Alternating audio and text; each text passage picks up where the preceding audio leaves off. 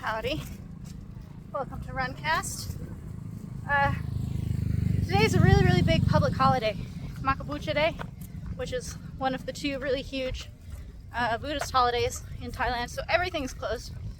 And I have a soft spot for this holiday because the first time Kevin and I came out in 2010, this holiday happened, and it was the only time we went to a temple during our stay. We were very nervous about going to temples because we were afraid that we were gonna do something really gauche, because we didn't know the ways of handling yourself and stuff like that.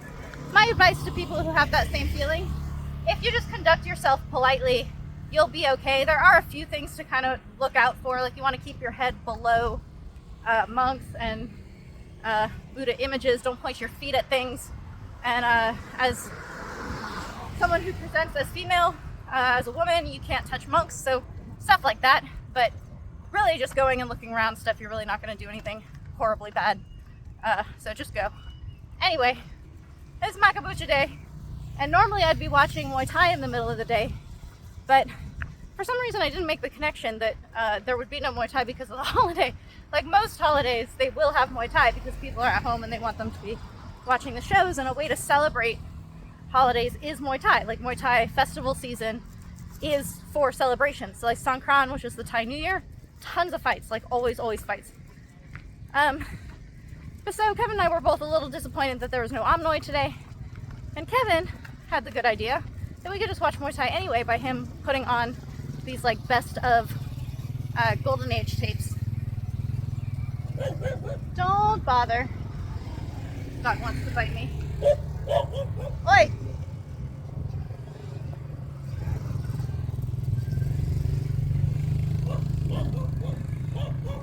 Alright, hold on.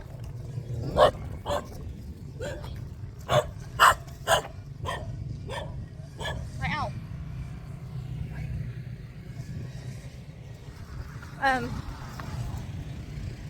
So we put on some Golden Age fights, which was really great. They were so good. They were so good. We saw Lamnamun in a couple of them, and he was so young. Lamnamun's young for the Golden Age. He was just a little grommet. He's 10 years younger than a lot of the people that we think of. So I don't know, I guess he's only 6 years younger than Karahat, but 6 years is significant when everyone is 19 versus 26 and stuff like that. But so Lamnamun was just very young, and I was getting really excited because you can see his pride in his fights.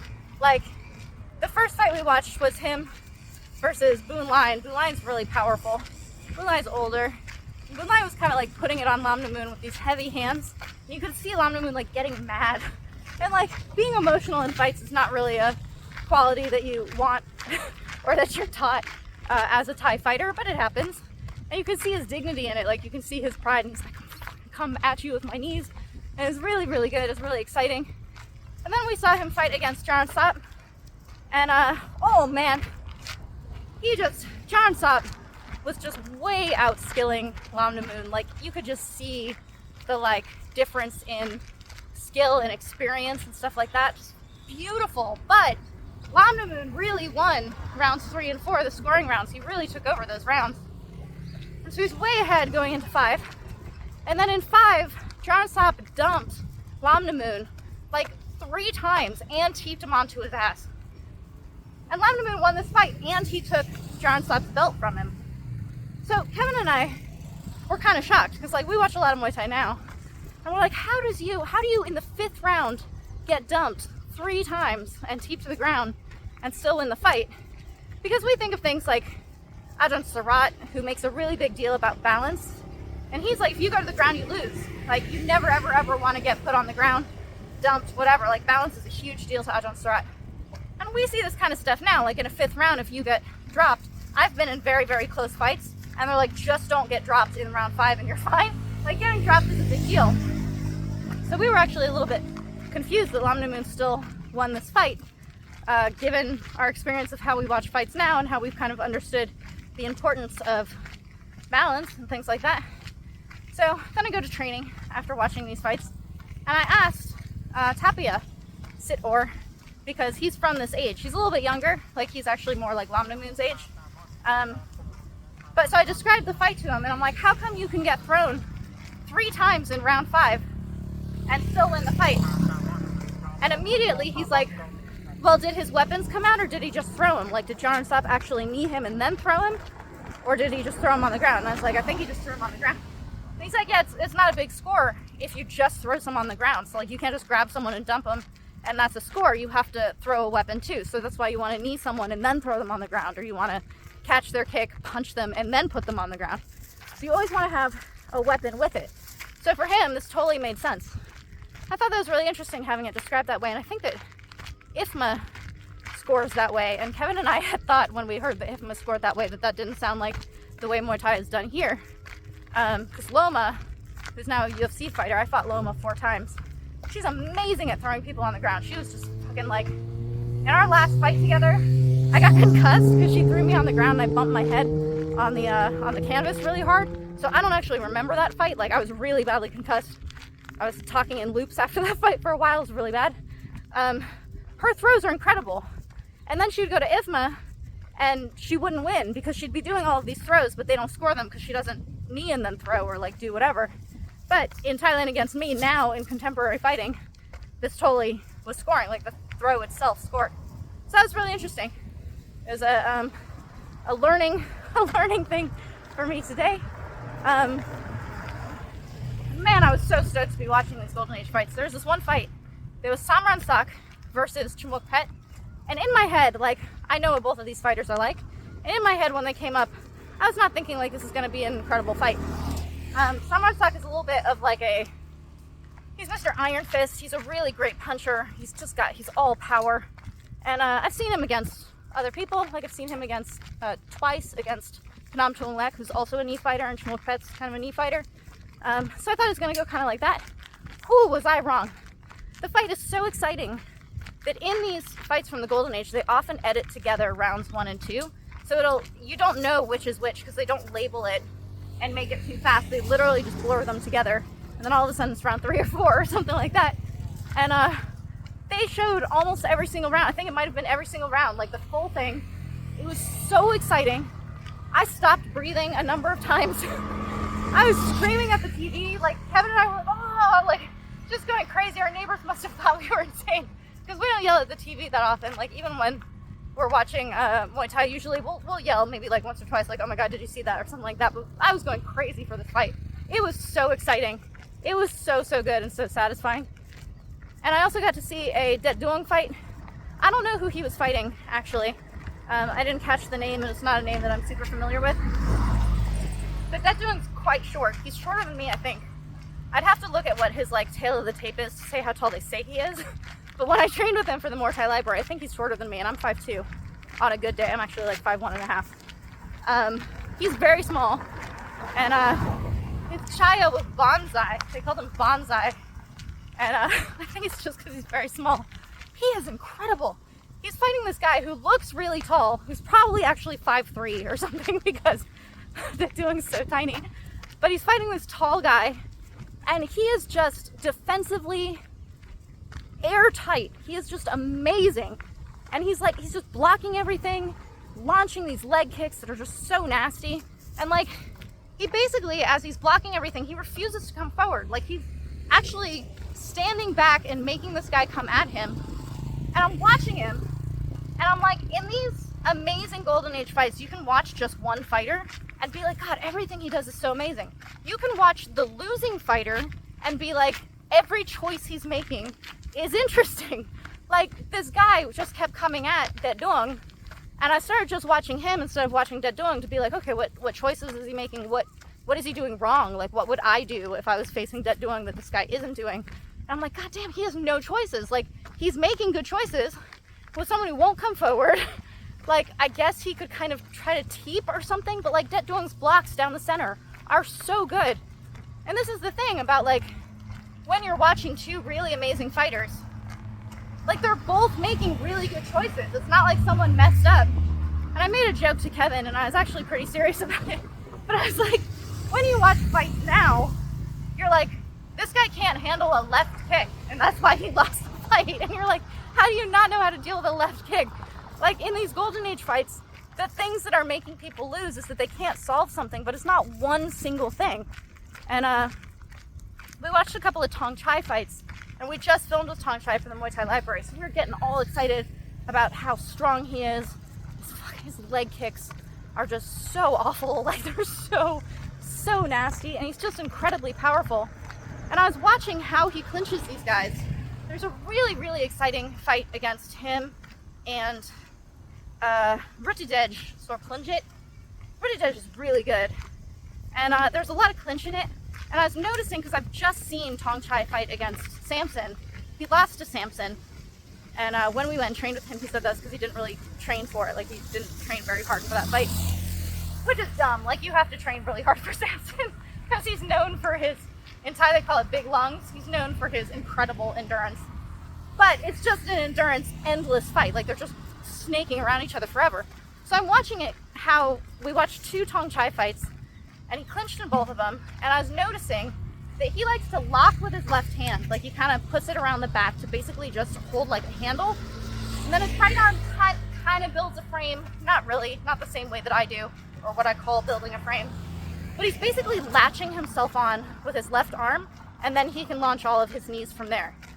And I'm like, the thing that Samson does is Samson swims. Like, Samson, especially in his fight against Pepsi, he had a trilogy against Pepsi. It is like snakes fighting all around. Like, the entire fights are clinching, and it's like they make you tired watching it because it's just so intense. And Samson does this. Like, Samson snakes his arms a lot, and so he's constantly making you move and change your position. And as I was watching how Tong Chai likes to clinch, I was like, I think that he got so tired because Samson forces him to move his arms and to swim. There's a fight against Long Swan with Lam Namoon. Long Swan is who both Karahat and Gansak independently, when I asked them who's the worst person to fight, people were like, without taking a breath, they're like, Long Swan, he's so exhausting. When he fought against Lam Namoon actually tired Long Swan out, which is unbelievable. And it's not the kind of thing that you might necessarily be able to see if you don't have eyes for it. Kevin and I have watched Long Swan many times. And we know about clinch fighters because I'm a clinch fighter, and so we pay attention to how people clinch really closely. There's a part in the Long Swan versus Lam Namoon fight where Long Swan pushes Lam Namoon off of him, which as a clinch fighter is this like, I need air. It's like when you disengage, you're like, I need to breathe for a second. Whereas mostly clinch fighters, someone like Dieselnoy, once he locks on you, that's how he can rest. It's like a drowning person hanging on the end of a boat. That's what Dieselnoy's clinch is like, is he rests while he's clinching. Long Swan actually pushes Lam Namoon off of him. And Kevin and I, our mouths dropped open when we saw that. We're like, holy shit, Long Swan needed to take a breath. And I was thinking, when Lam Namoon clinches, he does what Samson does. He swims a lot. Like, he's pulling, and he like comes around, and he tucks his little head in, and he gets a little bit long, and he's always like moving his arms. And I don't know, I'll have to watch this fight against Long Swan again, but in this realization I had, or this suspicion I have about Tong Chai and Samson, I was like, I'll bet that's what happened with Long Swan. When he's clinching at his gym, he can beat everyone at his gym. Like, he never has to get out of his lock because he's a locking clincher, and his lock is absolutely incredible, and he never has to get out of it. So then when he goes and he fights someone who actually forces him out of it, because Long Swan is much shorter than Lam Namoon. So Lam Namoon's like over him and forcing him to swim. That would be really exhausting. I'm a locking fighter too, and because I have experiences in other gyms and like going around with other trainers who will like teach me something. Daniel, who's the head of Silk Muay Thai here in Pattaya, he fucking swims and changes position. He's bigger than me, yes. Like, yeah, it's very hard to clinch against him because he's bigger, but I clinch against bigger people all the time. The thing that makes clinching with Daniel such a nightmare is you feel like you're drowning because he's constantly changing his grip and constantly changing angles on you and tripping you. And it just feels like you can never, ever orient yourself. And then you get like 2 steps behind, and then you're just absolutely totally fucked. And I suspect that that's what it's like when you're a lock fighter, like Tong Chai or like Long Swan, and then you get in a situation with someone who moves a lot and changes their grip and is constantly disorienting you. I think that's what happened. So this inspired me to work on changing my grip a lot, because not only does my lock work really well against the people that I'm fighting against, which is really good for me, but it would be even worse for them if I was one of these people who's constantly changing grip and changing angle and stuff like this. It feels like drowning. It's really, really difficult. And then when I fight against someone who's big, who does have a lock, like there are a couple of women I fought who really, they're not amazing in the clinch, but they have really, really good locks. And I don't mean locks like Long Swan and like Tong Chai where they like latch on and then they're throwing knees. Like they don't even try to score. They're actually just hugging and holding in order to get the ref to come. But they're good at it and it actually works. That's what their strategy is, and it's a good strategy. But yeah, so I'm gonna try to work on that. So when I was at the gym and I was clinching with Bank, who's my partner, I was trying to do this a little bit. I was trying to like change my grip a lot and kind of move and do all these things. It's like, it's one of these things where you actually have to start out like really bad at it, where you're like consciously trying to change position, where if you're a dancer and you're like, and then I step right and then left, and you're like counting out loud. I started dancing actually. I take a dance class once a week. It's floor work. If you guys don't know what floor work is, it's the sexy stuff that like the strippers do on the ground, like without the pole. It's awesome. People do floor work who aren't exotic dancers, but it's a wonderful dance form.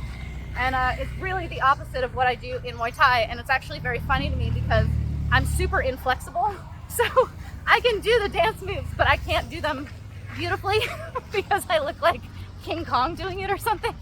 But as much as it's funny and I don't make graceful lines or anything like that, it's expression-wise, it's really, really wonderful for my mind, and I love doing it. And I really, really love my teacher, Steffi. She's from Italy, and she's one of these women who like, there's something about women who teach like exotic type dance, like pole dance, heels, floor work, that kind of stuff. There's something about the women who teach that. They're just fucking like queens. They're incredible. I think because they understand that what they're doing is liberating pent up or shy or whatever women, and they're like watching them come out of their shells and express themselves in kind of a sexually free manner, which is really incredible. And so it draws women who know how to do that, and then the women who know how to do that and love doing that are just incredibly good at it. There's a woman who was a Muay Thai fighter back in the day. I fought on the same show as her once. She goes by Bad Abby. She's on Instagram. She designs clothes. I had her design some sports bras for me that were fucking awesome. And she doesn't do Muay Thai anymore, but she teaches pole dance, I think floor work maybe, I don't know. But she's like this. Like I can tell that women who go to her class, maybe even like just trying it for a bachelorette party or like whatever the thing is, like not people who realize that they need this in their lives and they go to it and she's like, I'm gonna fucking take this weight off of you and you're gonna see what you can do. I really, really love women like that. So I can't remember how I got on this topic. I was talking about how it's like dancing. How you have to do it really slowly, right? So at first you're like saying the numbers as you go. You're like 1 and 2 and 3 and 4, and you're not really expressing anything. Even though you're doing the dance moves, you're not like expressing yourself. And then you start actually listening to the music and like grooving into it and that kind of thing. And that's what's gonna happen with me adjusting to this different kind of clinch. Is it's gonna be like, you know, I need to put my hand here, and then, oh, I missed my opportunity. Okay, so now I'm gonna try to step to the right, and I missed my opportunity. And then you just get a little bit faster at it. You start moving faster so that the minute your hand lands, you're already pulling and stuff like that. But it's gonna be nightmarish for the people who train with me and for the people who fight with me. So that's very exciting for me to be getting into that. And goddamn guys, just, I don't know what exactly happened. Things change all the time. Like there's definitely a, you know, classic era of music. There's like a golden age of rap. There's like all this stuff where like things hit high points and then it just changes, usually because of like consumer stuff or you know, something gets popular and then it gets bought by a company that doesn't really understand what it is, and then it gets pushed and it's weird and transitions. Usually it's kind of stuff like that. So I don't know, maybe that kind of changed with Muay Thai. I've heard a lot of people from the old times, like Golden Age fighters and people who were around at that time. A lot of them complain about how much Muay Thai is on TV now. They were like, before you had Channel 3 and Channel 9, and that was pretty much it, and Channel 7 on Sundays. So you had 3 channels. They weren't on every day, and that's what you would watch in order to watch Muay Thai. And Karahat taught me and Kevin that there actually used to be local TV stations. So like when you were in Concane, you watched Concane Muay Thai. When you were in the South, there was a South TV channel Muay Thai, because it didn't broadcast all the way across the country. It was only the stadia in Bangkok that had broadcasting across the country. So they also had regional channels. But so watching Muay Thai on TV was like, you knew when it was on, and it was on like twice a week, 3 times a week, something like that. And if you missed it, they just have highlights. This is kind of like boxing, like Friday Night Lights, or I don't know, football was on once a week or that kind of thing. Now there's Muay Thai on every single day, and often more than one show a day. It's on tons of channels. It's on channels you wouldn't even really think of because they just broadcast it. There's one that I find very funny. It's JKN 18. This is actually a home shopping network, and the woman who owns it puts herself in a lot of her commercials. So you'll be watching Muay Thai, and then there'll be like a collagen drink or like a hair growth serum or whatever, which is not the kind of commercials that you normally see when you're watching Muay Thai. Usually it's agricultural stuff is what's being sold, because that's who their audience is. So I don't know. There probably is something to watering down the quality, because one, you just have to take way more fighters in to fill those cards. If you're gonna have, 3 cards a week and you have 10 fights on each show, that's 20 fighters on each one. That's 60 fighters a week. You're gonna be reaching into farther groups of fighters than you would if you were putting on like a super show once a week and that kind of thing.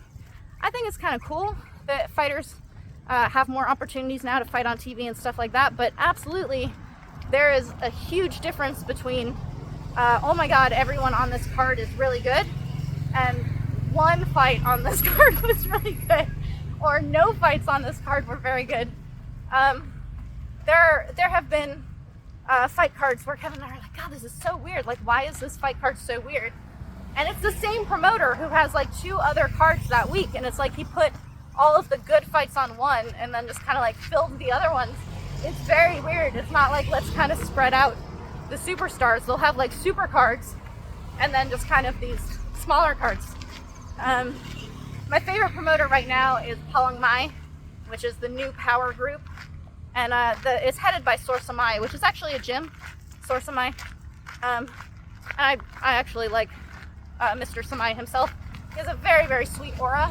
He reminds me a little bit of Asawindam, who had a stadium in Bangkok. He's the head of Pinsanchai. They're not similar to each other in any way, other than that they just have this like older, sweet man dignity about them that I really like. But the Palong Mai show is always really good, and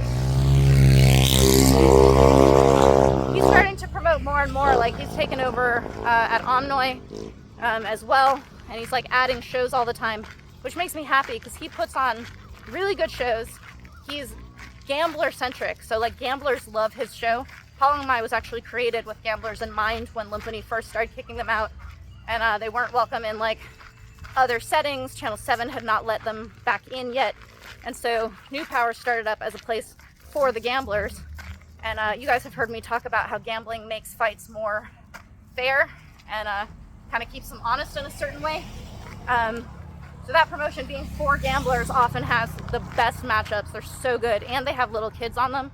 So they have little, like, they say they're 100 pounds because you have to be 100 pounds to fight in those stadia, but some of these kids, there's no way they're 100 pounds.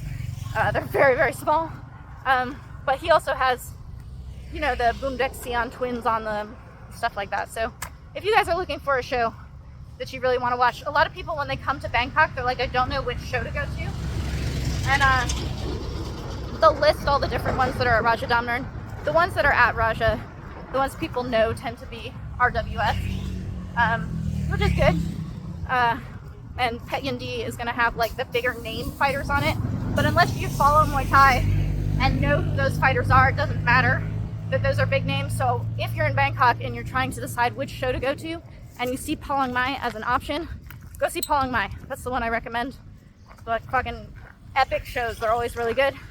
And if you're here on a Saturday and can go see Om Noi, I recommend Om Noi. They put on really good shows as well. So that's that. And looking forward to my new strategies that I'm trying to build into my own clinch. One more story and then I'm gonna go.